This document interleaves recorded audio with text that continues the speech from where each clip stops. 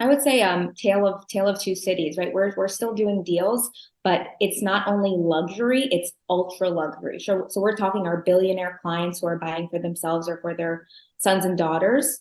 We're still doing deals because they have cash, and like they say, cash is king. They don't need a mortgage, and they can get one after they close should they want one, if they think they can make more on their money than the mortgage rate is.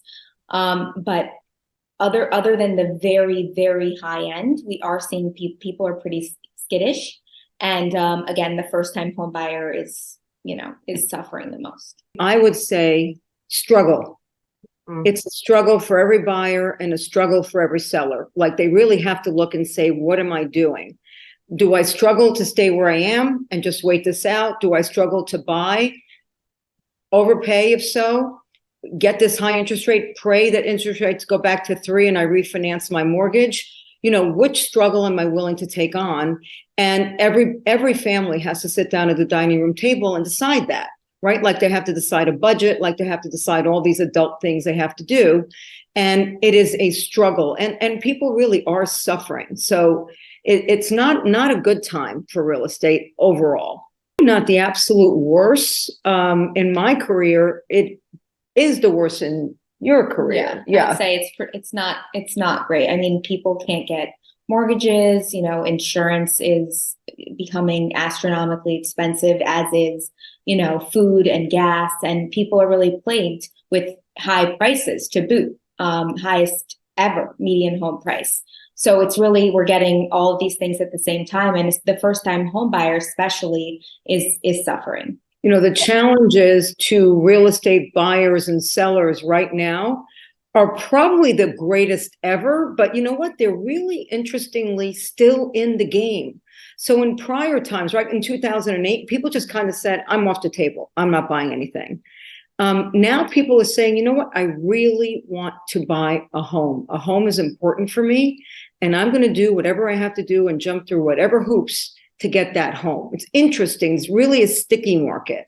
I think the high mortgage rates, really, because basically 60% of the country has a mortgage rate 4% or under. So it really doesn't make sense for them to sell should they want to upsize or downsize, because they're going to have to, their monthly payments are going to be the same, if not more, if they downsize, right? So the problem is none of those homes are coming on the market, which means lack of inventory, which means high prices, which basically means golden handcuffs for everyone, that it makes more sense to stay put than to move.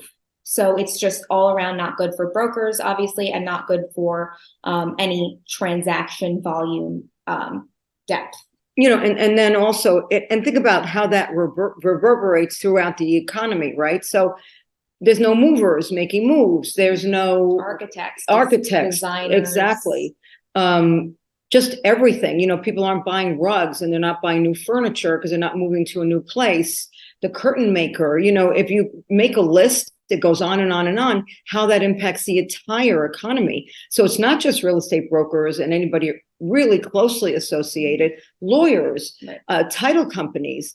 I mean, it really hurts the U.S. economy. The best advice to home buyers is be patient, do your homework. Tons of homework to do. Whatever neighborhood you're looking at, and let's say it's within a half-hour commute, okay? Look in a 40-minute commute. Look in a 45-minute commute. How does it look there? And then wherever you are, do your homework there, because it's very different. Real estate is local and hyper local. What's going on in one market could be very different than one that's seemingly next door, but a 45-minute drive. So do your homework there. Don't just be bidding on houses. Asking prices of homes do not reflect value.